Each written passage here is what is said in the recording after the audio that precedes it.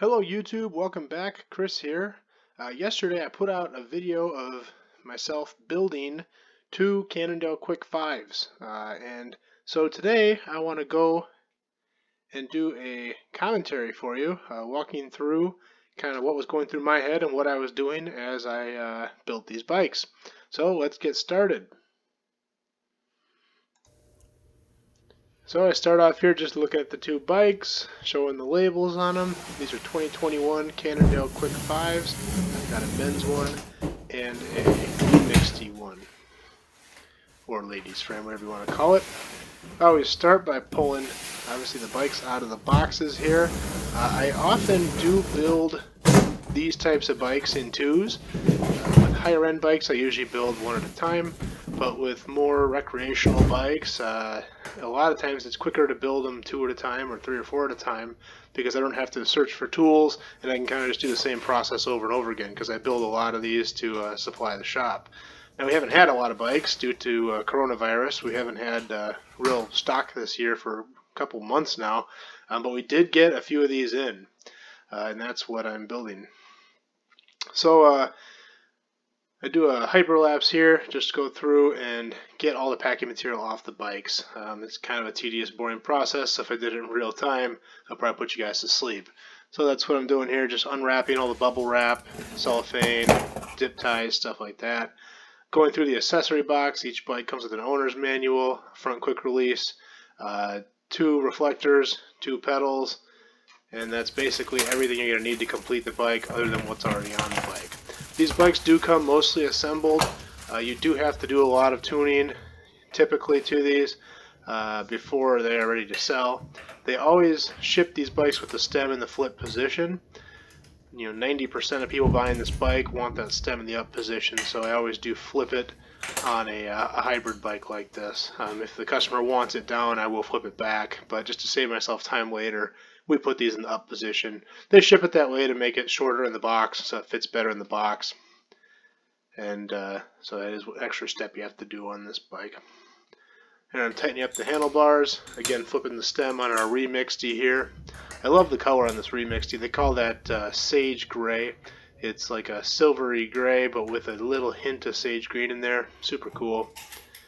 Installing our front quick release skewer. And installing our front wheel. The rear wheel comes on the bike. The front wheel you have to put on. The rotor's typically usually installed. Brake caliper already installed. Not always, but on this bike it is. And then we do have to fish our cable in there. Get that set up. I don't show every step of this, and these builds do take a lot longer than the 6-minute video. There are more tweaks that go into the brakes and derailleurs. With film editing, I can definitely make myself look like a much more efficient mechanic who gets things right on one try of adjusting it and doesn't have to fiddle with the brake for 5 minutes. But sometimes that is the reality, especially with disc brakes. You can have to dedicate some time to them if they're being fussy.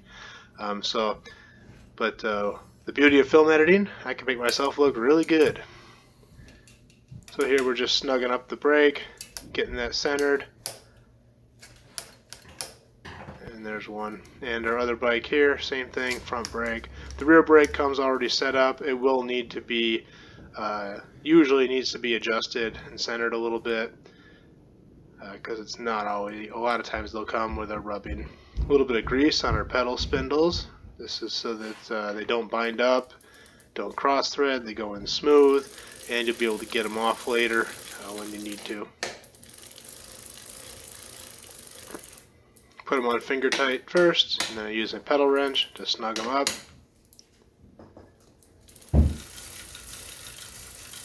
I am going to do another video on this bike. Had a little bit of realization while building this. The day before I did the build for this, I did a walkthrough of the quick lineup on Cannondale's website. In doing that walkthrough, this bike was spec'd on the walkthrough on their website with all Shimano tourney. Well, when building it, it's all micro shift componentry. So I'm going to do another video about that and try to figure out what's going on there and kind of explain for anybody who is interested in one of these bikes what you're actually getting as opposed to what is being listed on their website, which is kind of weird. I don't know if that's just a blooper or they messed up, or if it's I don't know. So that'll be an upcoming video I'll do soon, and then I'll be done with the quick lineup for a while. Until I do believe I have some quick 6s coming, so I might do a build of one of those, which is the entry-level Cannondale Quick. Unfortunately, these times I kind of build anything I can get. I can't be as picky as I used to because we don't get bikes very often anymore. So a little bit of tuning. We're going to fill our tires here.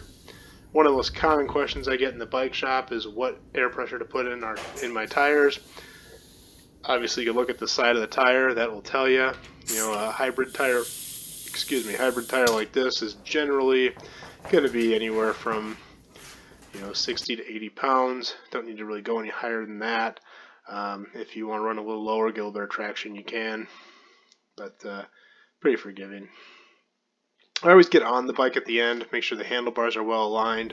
This is what really sells a bike, is making sure the handlebars feel good, the brakes feel good, everything is straight.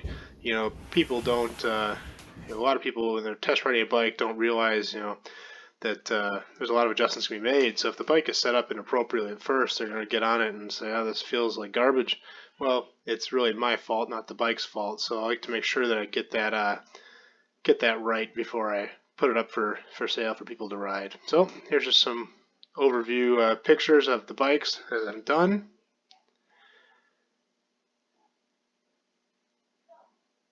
And we'll get a couple outside here.